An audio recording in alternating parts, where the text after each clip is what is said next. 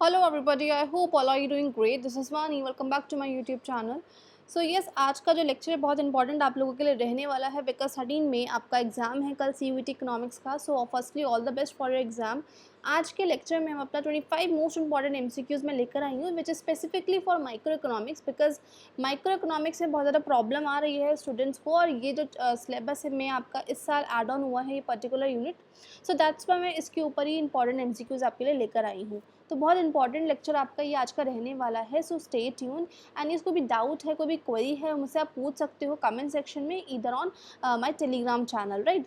और Telegram channel का जो लिंक है वो नीचे डिस्क्रिप्शन बॉक्स में मेंशन कर दूँगी. एंड यस जिसने मेरा चैनल सब्सक्राइब नहीं किया है वो चैनल सब्सक्राइब कर लो सो दैट आपके ऐसी इन्फॉर्मेटिव वीडियोस आती रहेंगी और कोई भी क्वेरी है कोई भी डाउट है वो मुझसे आप पूछ सकते हो. सो अपना टाइम ना वेस्ट करते हुए अपना आज का टॉपिक स्टार्ट करते हैं. मोस्ट इंपॉर्टेंट MCQs आज हम करने वाले हैं. पहला जो इसमें MCQ रहता है आपका क्वेश्चन क्या है, which are the following economics divide economics into 2 branches. वो कौन से इकोनॉमिक्स थे जिन्होंने इकोनॉमिक्स को 2 ब्रांचेस में डिवाइड किया था माइक्रो और मैक्रो में. तो ऑप्शन ए हमारा Alfred Marshall, B David Ricardo, Ragnar Frisch और या फिर जॉन म्याड कीन्स. तो अगर हम बात करें किसने डिवाइड किया था तो यहाँ पर ऑप्शन सी हमारा करेक्ट होगा दैट इज़ रेगनर फिश. इन्होंने ही इकोनॉमिक्स को 2 पार्ट पे डिवाइड किया था. अगर आता है कि मैक्रो इकोनॉमिक्स के फादर कौन है तो वो कौन है हमारे John Maynard Keynes right.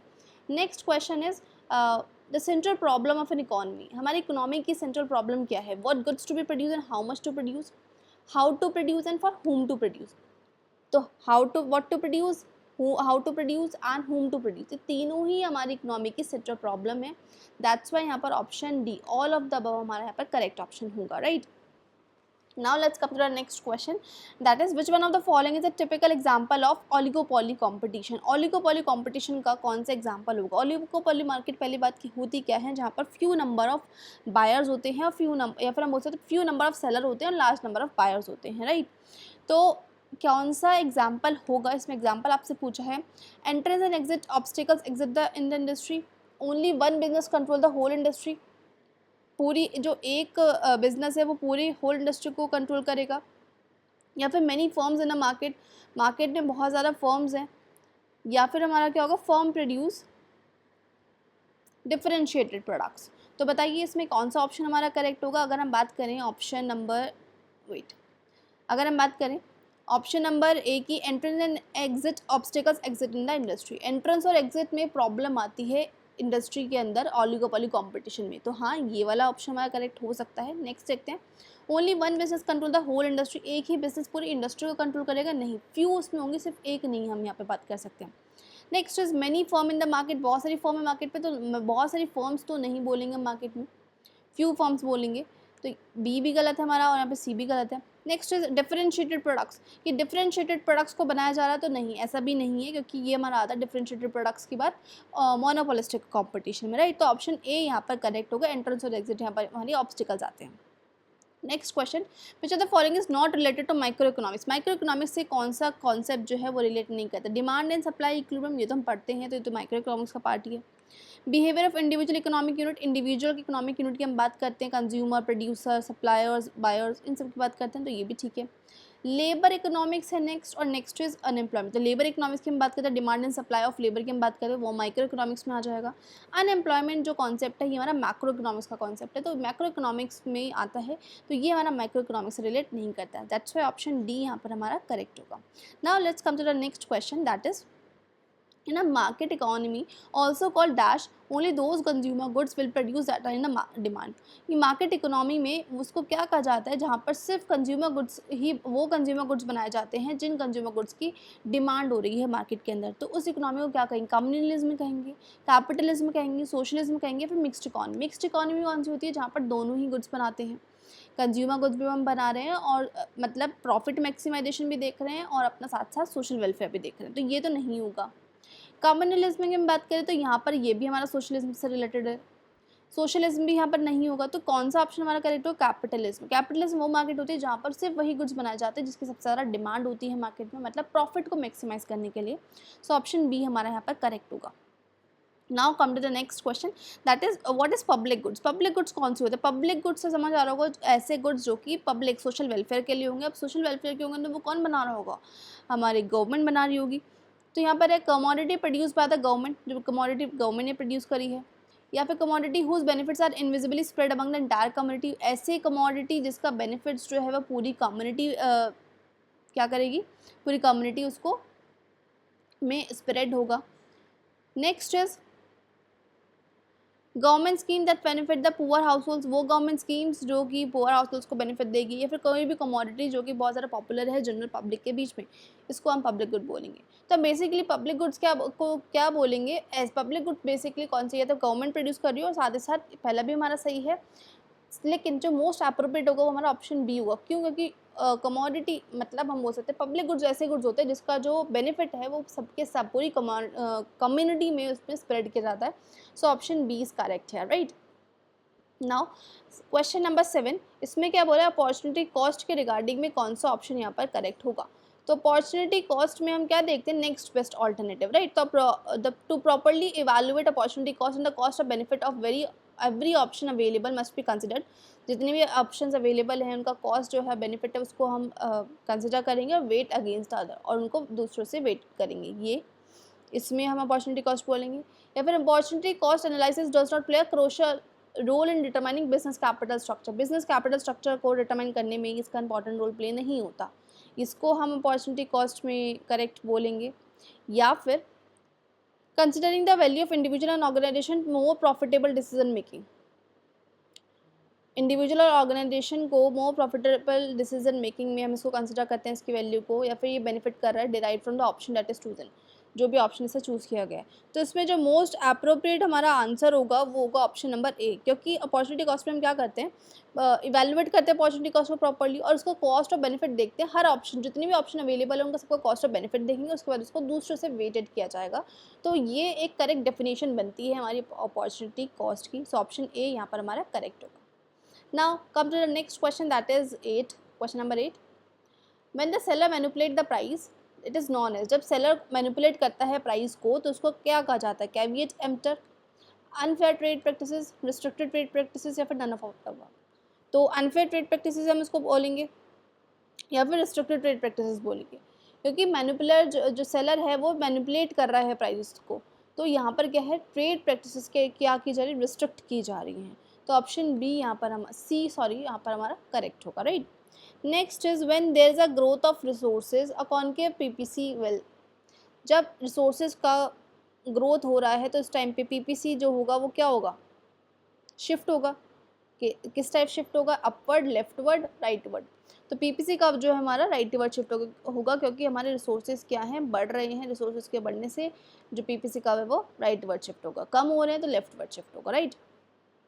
Condition in which market supply matches market equilibrium, वो कंडीशन जहाँ पर मार्केट डिमांड और मार्केट सप्लाई इक्वल होंगी उस कंडीशन को क्या बोलते हैं, इक्विलिब्रियम लेवल। तो यहाँ पर ऑप्शन सी हमारा करेक्ट होगा, right.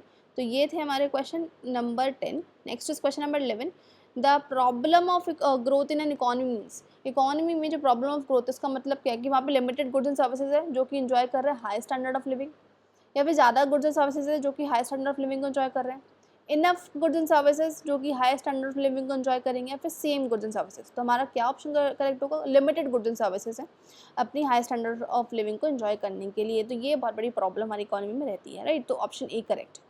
Next correct example growth of resources का, ग्रोथ ऑफ रिसोर्सेज का करेक्ट एग्जाम्पल क्या होगा, इंक्रीज इन कंजप्शन बढ़ रही है, प्रोडक्शन बढ़ रही है, या फिर कैपिटल फॉर्मेशन हो रहा है, फिर टेक्नोलॉजी का इंप्रूवमेंट। तो एक जो बहुत अच्छा एग्जांपल होगा वो क्या होगा, इंक्रीज इन कैपिटल फॉर्मेशन। क्यों? क्योंकि कैपिटल फॉर्मेशन की वजह से ही हमारा रिसोर्सेज का भी फर्दर ग्रोथ होगा, क्योंकि इन्वेस्टमेंट बढ़ी है, इन्वेस्टमेंट बढ़ने से फर्दर हमारी प्रोडक्शन बढ़ेगी, सप्लाई बढ़ेगी, डिमांड बढ़ेगी, फर्दर हमारी इनकम जनरेट होगी। तो जब से ज़्यादा जो अप्रोप्रिएट एग्जाम्पल होगा उसका कैपिटल फॉर्मेशन का इंक्रीमेंट होना, राइट। तो ऑप्शन सी यहाँ पर करेक्ट होगा। Next is if many people die due to earthquake के बढ़ने की अर्थक्वेक में मरने की वजह से जो पीपीसी कर्व है हमारी कंट्री का वो शिफ्ट कैसे होगा, इफेक्ट नहीं करेगा, कान से बता नहीं सकते हैं लेफ्ट होगा या फिर राइट होगा।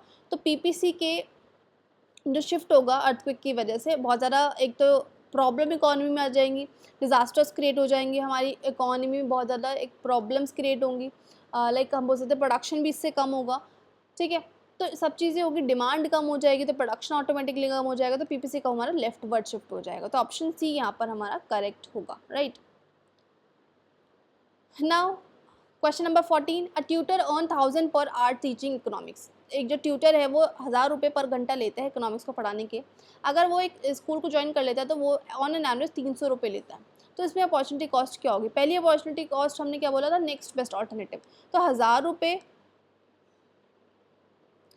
रुपये अगर वो इकोनॉमिक्स पढ़ाता है तो वो 1000 रुपये लेगा। लेकिन अगर वही पर्सन क्या करता है, स्कूल ज्वाइन कर लेता है, तो उसकी अपॉर्चुनिटी कॉस्ट क्या होगी इस टाइम पे? तो वो 300 रुपये लेगा। तो पहला तो उसका बहुत अच्छा ऑप्शन है कि वो 1000 रुपये ले। अगर वो नहीं ये करता तो उसको नेक्स्ट बेस्ट ऑल्टरनेटिव क्या होगा? वो 300 रुपीज़, जो कि उसको ऑन एन एवरेज मिल रही हैं। तो 1300 यहाँ पर ऑप्शन ए करेक्ट होगा। ठीक है, नेक्स्ट इज पॉजिटिव इकोनॉमिक्स क्या एनालिसिस करती है? पॉजिटिव इकोनॉमिक्स हम क्या देखते हैं? कॉज एंड इफेक्ट रिलेशनशिप की बात करते हैं। तो ऑप्शन बी यहाँ पर करेक्ट होगा। Next is utility of commodity का मतलब क्या होता है? तो यूटिलिटी का मतलब want satisfying power of a commodity. तो यहाँ पे क्या लिखा? Want satisfying the capacity of the commodity, या फिर desire to satisfy the capacity of the commodity, हमारी इच्छा है। डिससेटिस्फाइंग ये तो होगा नहीं। मोर ऑफ द अबव ये भी नहीं होगा। वॉन्ट सेटिस्फाइंग कैपेसिटी ये हमारा करेक्ट होगा। और डिज़ायर है हमारी अपनी कैपेसिटी को सेटिस्फाई कराने की, नहीं हमारी इच्छा है। वॉन्ट सेटिस्फाइंग मतलब इच्छा नहीं है, हम कर चुके हैं। तो वॉन्ट सेटिस्फाइंग कैपेसिटी जो है कमोडिटी की, that is called utility. So option A यहाँ पर हमारा करेक्ट होगा। Now come to the next question. The price of good X falls and the demand for good by decreases, we can conclude that what? Prices जो हैं x के fall हो रहे हैं, एक्स के फॉल होने से डिमांड जो है वो बाय की जो डिमांड है वो फॉल हो रही है। तो इसका मतलब हम क्या बोलेंगे? एक्स और वाई जो इंडिपेंडेंट एक दूसरे से, एक्स इंडिपेंडेंट तो नहीं बोल सकते क्योंकि इसकी वजह से इस पे इफेक्ट पड़ा, तो ये डिपेंडेंट है। तो ऑप्शन ये तो करेक्ट नहीं होगा, गलत है ये। एक्स और वाई सब्स्टिट्यूट होंगे, एक्स और वाई कॉम्प्लीमेंट्री होंगे, या फिर एक्स इन्फीरियर गुड होगा।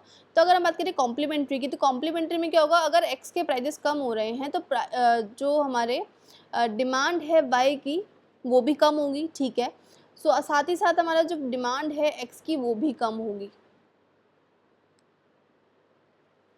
तो कॉम्प्लीमेंट्री तो यहाँ पर नहीं होगा। सब्स्टिट्यूट हम बोल सकते हैं। सब्स्टिट्यूट कैसे बोलेंगे? जब प्राइजेस एक्स के कम हुए तो मतलब डिमांड वाई की बढ़ गई, सॉरी डिमांड एक्स की बढ़ गई, और डिमांड एक्स की बढ़ने की वजह से वाई की डिमांड कम हो गई। तो यहाँ पर क्या है? इंटरडिपेंडेंसी आ रही है दोनों के बीच में। कौन से गुड होंगे? ये सब्स्टिट्यूट गुड्स होंगे, राइट। नेक्स्ट इज, तो यहाँ पर ऑप्शन बी हमारा करेक्ट होगा। Next, which one of the following event shift the demand curve for grape jelly to the right? इसमें से कौन सा इवेंट ऐसा है जो कि ग्रेप जेली की डिमांड को राइटवर्ड शिफ्ट करेगा? या तो इनकम आपकी बढ़ जाए, तो ग्रेप जेली एक नॉर्मल गुड है, वो बढ़ जाएगी उसकी डिमांड। शिफ्टिंग पूछी है इसने, तो शिफ्टिंग में बेसिकली आप क्या देखो, पहले मैं बताती हूँ आपको concepts. Next is increasing the price of grape jelly. Grape jelly के प्राइजेस बढ़ गए, तो जब प्राइजेस बढ़ेंगे तो उससे तो क्या होगा? डिमांड राइट तो शिफ्ट नहीं होगी, लेफ्ट वर्ड शिफ्ट होगी। तो ये तो नहीं होगा, और लेफ्ट वर्ड भी शिफ्ट नहीं होगी। इससे होगा क्या? मूवमेंट होगा। तो पहले मैं आपको कॉन्सेप्ट बता देती हूँ। शिफ्टिंग कब होगी? जब प्राइस जो डिमांड है वो अदर देन प्राइजेस के फैक्टर्स, जो प्राइजेस से जो अलग फैक्टर्स हैं उनसे इफेक्ट होगा। तो यहाँ पर प्राइजेस तो फैक्टर एक नहीं आएगा, जो अलग फैक्टर्स हैं उनसे ही डिमांड इफेक्ट होगी, right. Next is increasing the price of peanut butter a complement of a grape jelly. Peanut butter के प्राइजेस बढ़ गए और जो कि ग्रेप जेली का कॉम्पोनेंट है, अगर प्राइजेस पीनट बटर के बढ़ रहे हैं और वो एक कॉम्प्लीमेंट है ग्रेप जेली का, तो ग्रेप जेली की डिमांड क्या हो जाएगी? कम हो जाएगी। तो वो लेफ्ट वर्ड शिफ्ट हो जाएगा, ये भी गलत है हमारा। पॉपुलेशन कम हो गई, पॉपुलेशन कम होने से इसकी डिमांड कम, ये भी गलत है। प्राइजेस जो है स्ट्रॉबेरी के कम हो गए हैं, तो सब्स्टिट्यूट जो है ग्रेप जेली। तो अगर प्राइजेस स्ट्रॉबेरी के कम हो रहे हैं जो कि सब्स्टिट्यूट है ग्रेप जेली का, तो हम डिमांड किसकी बनाएंगे? स्ट्रॉबेरी की बनाएंगे। तो ग्रेप जेली की तो डिमांड ऑटोमेटिकली कम हो जाएगी। तो ये भी करेक्ट नहीं होगा। तो ऑप्शन हमारा कौन सा सही होगा? इनकम के बढ़ने से ग्रेप जेली जो है नॉर्मल गुड, उसकी डिमांड बढ़ेगी। क्योंकि हम यहाँ पर प्राइजेस को भी नहीं कंसिडर करेंगे, क्योंकि प्राइजेस से अलग जो फैक्टर्स हैं उनको हम कंसिडर करेंगे, तभी हमारा डिमांड कम में शिफ्टिंग होगी, राइट। सो ऑप्शन ए यहाँ पर मोस्ट एप्रोप्रिएट और करेक्ट ऑप्शन होगा। Now come to the next question, that is which market is an example of market for a good? Market for a good का कौन सा example है यहाँ पर? हेयर कट मार्केट तो मार्केट फॉर अ गुड तो नहीं है। मैन्युफैक्चर्ड इनपुट मार्केट हो गई, ये तो ये लेबर मार्केट हो गई। एनर्जी मार्केट ये भी नहीं होगी। ऑप्शन ई एप्पल मार्केट क्या प्रोडक्ट है, गुड्स है, तो ऑप्शन ई यहाँ पर करेक्ट होगा। Next is some sales manager are talking shop पर बात कर रहे थे कुछ सेल्स मैनेजर, जिन्होंने इसमें से पूछा है कि कौन सा कोटेशन जो है वो रेफर नहीं कर रहा है rightward shift of the demand curve को, कि डिमांड आगे की तरफ शिफ्ट हो। तो it has been unusually harsh winter, बहुत ज़्यादा हार्श विंटर है, जिसकी वजह से जो हमारा सेल है स्कार्फ्स का वो लास्ट ईयर से बढ़ चुका है। तो यहाँ तो डिमांड बढ़ रही है, राइटवर्ड शिफ्ट हो रहा है, तो ये तो कोटेशन इसमें नॉट कंसिडर, तो ये तो कंसिडर हो रही है, तो यहाँ पर ये हमारा ऑप्शन तो हो रहा है, तो उसको तो हम नॉट में नहीं डिस्कस करेंगे। जो कंसिडर नहीं किया जा रहा है, ऐसा कौन सा ऑप्शन है इसमें से जो कि डिमांड कर्व को नहीं बढ़ा रहा है, तो ये तो बढ़ा रहा है। दूसरा है we decide to cut our prices and the increase in the sale of has been remarkable, हम प्राइजेस को कम कर देते हैं जिससे हमारी जो सेल है वो बढ़ जाएगी। तो यहाँ पर भी क्या हो रहा है, सेल बढ़ रही है, ठीक है, या फिर हमारा क्या हो रहा है, डिमांड जब प्राइजेस कम हो रहे हैं सेल बढ़ जाएगी, मतलब डिमांड बढ़ जाएगी, तो यहाँ पर भी राइटवर्ड शिफ्ट हो रहा है, तो ये भी हम कंसिडर करेंगे। लेकिन इससे क्या पता नहीं करना है, कौन सा क्वेश्चन है जो ऑप्शन जिसमें नहीं करेंगे।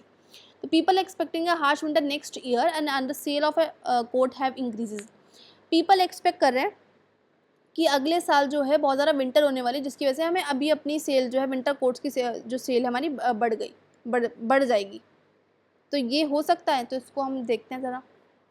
Next is the green movement has sparked an increase in a sale of biodegradable products, जो ग्रीन मूवमेंट की वजह से हमारे बायोडिग्रेडेबल प्रोडक्ट्स हैं उनकी जो सेल है वो बढ़ गई है, मतलब उनकी डिमांड बढ़ रही है, तो यहाँ पर भी शिफ्ट हमें दिख रहा है आगे की तरफ।